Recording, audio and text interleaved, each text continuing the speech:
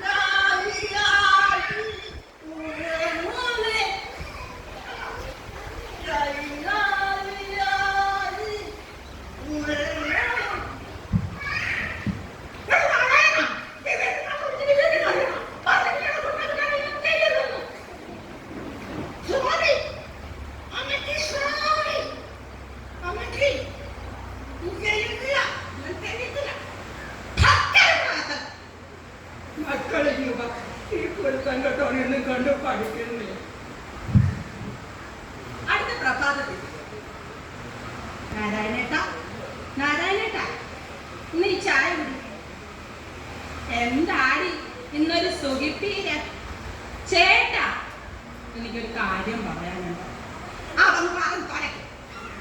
അതെ, നമുക്ക് ആ രമ പറഞ്ഞ സിദ്ധന്റെ വീട് വരെ ഒന്ന് പോണം. ഇന്ന് സിദ്ധൻ ഇവിടെ ഒരു ആശ്രമത്തിൽ വരുന്നുണ്ടെന്നാ പറഞ്ഞു കേട്ടത്. എടി, നിന്നോട് ഞാൻ പറഞ്ഞിട്ടില്ലേ ഇങ്ങനെ കണ്ട അന്ധവിശ്വാസികൾ പറയുന്നൊന്നും കേട്ട് പഠിക്കരുതെന്ന്? ഓ, ഇങ്ങനെ ഒരു വലിയ ആള് വന്നിരിക്കുന്നു. ഇവിടെ എന്താന്നുണ്ട്? അതെ, ഞാനൊരു കാര്യം ചോദിക്കട്ടെ, നിനക്കിവിടെ എന്തിന്റെ കുറവാ? 3 നേരവും നല്ല ഭക്ഷണം, ഉടുക്കാൻ വൃത്തിയുള്ള വസ്ത്രം, നല്ലൊരു വീട്. കൂലിപ്പണിക്ക് പോയാണെങ്കിൽ ഞാൻ നിന്നെ കൊച്ചിനെ പൊന്നു പോലല്ലേ നോക്കുന്നത്. പൊന്നെ ആ രമേനൊക്ക 4 വീലുള്ള കാറ്, 2 നില വീട്, കിടക്കാൻ ഏസി, ഫ്രിഡ്ജ്, വീട്ടിലെല്ലാം കൊണ്ടുണ്ട്. എനിക്ക് വയ്യ, അവരൊന്ന് പോവാ. സിദ്ധാശ്രമത്തിൽ ചെന്നതിന് ശേഷം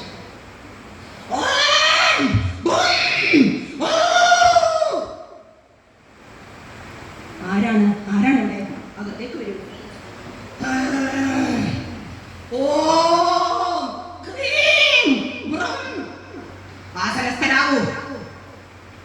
സ്വാമി, ഞങ്ങൾ രമ പറഞ്ഞിട്ട് വന്നവരാ.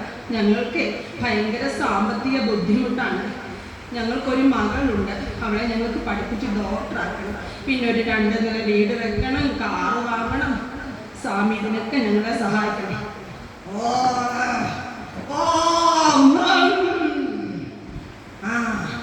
ഒരു വഴി തെളിഞ്ഞു വരുന്നുണ്ട്.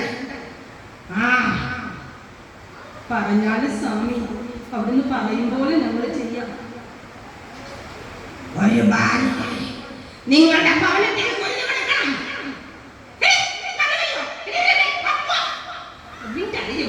മനുഷ്യന് കാര്യം സമാധിക്കുന്നത്. പറയൂ സ്വാമി.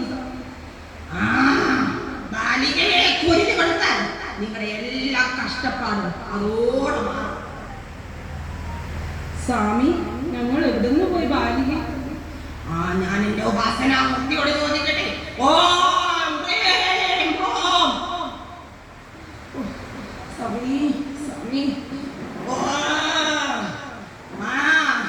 നമ്മുടെ മനസ്സിൽ തെളിയുന്ന ഒരു രൂപം.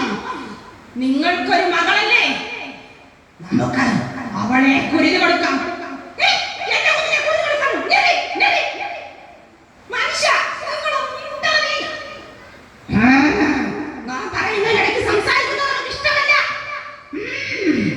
കുരുതി കൊടുത്തേടാന്നാൽ ബാലികയെ നാം നമ്മുടെ മന്ത്രശക്തി വെച്ച് പുനർജനിപ്പിക്കും. സ്വാമി, സത്യമാണോ ഇത്? നമ്മുടെ കഴിവുകളിൽ വിശ്വാസം ഉണ്ടെങ്കിൽ മാത്രം മതി. ശരി സ്വാമി. സ്വാമി വെള്ളിയാഴ്ച ഞങ്ങളുടെ വീട്ടിലോട്ട് വന്നോളൂ. ശാർത്തിപ്പഴേ എഴുതി തന്നോളൂ. വേണ്ട സാധനങ്ങളെല്ലാം വാങ്ങി റെഡിയായിരിക്കും. വെള്ളിയാഴ്ച വൈകിട്ട്.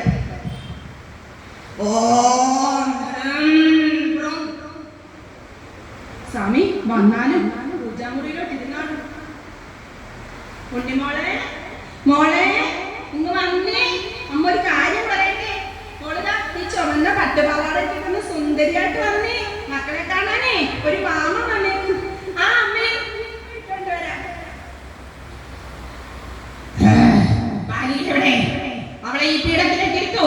ഈ കറുത്ത തുണി കൊണ്ട് അവളുടെ കണ്ണുകൾ മൂടിക്കിട്ടു. അമ്മ,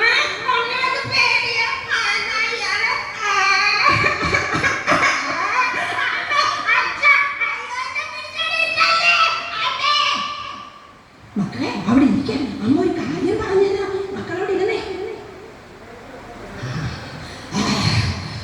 അവളുടെ ആഭരണങ്ങളെല്ലാം ഊരി നമ്മുടെ ഉപാസനാമൂർത്തിയുടെ കാൽക്കൽ വെച്ചു. എവിടെയാണ് നമ്മുടെ കഠാര? നീ തരൂ. നമ്മുടെ ശിരസ്സ് ഉടലിൽ കണ്ടാക്കുന്നു.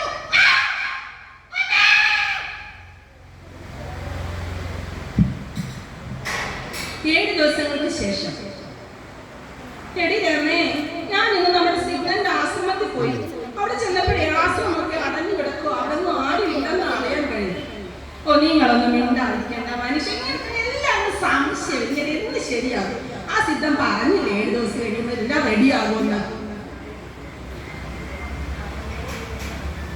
ഇപ്പോൾ കിട്ടിയ വാർത്ത, പത്തനംതിട്ട ജില്ലയിൽ കുട്ടികളുടെ ചോര കുടിച്ച് ആനന്ദമടക്കുന്ന മനോരോഗിയെ പോലീസ് അറസ്റ്റ് ചെയ്തു. കുട്ടികളുടെ ചോര കുടിച്ചതിന് ശേഷം വീട്ടിലെ ആഭരണങ്ങൾ അപഹരിച്ച് കടന്നു കളയുന്നതാണ് ഇയാളുടെ പതിവ്.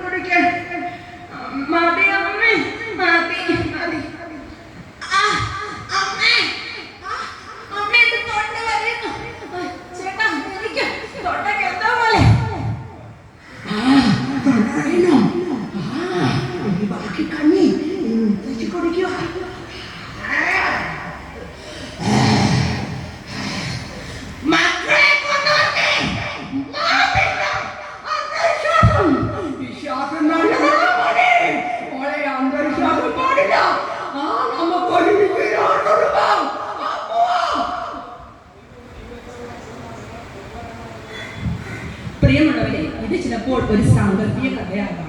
വിശ്വാസം നല്ലതാണ്. അന്ധവിശ്വാസത്തിലേക്ക് നമ്മൾ ഒരിക്കലും കാലെടുത്ത് വയ്ക്കരുത്. നിർത്തുന്നു. നന്ദി, നമസ്കാരം.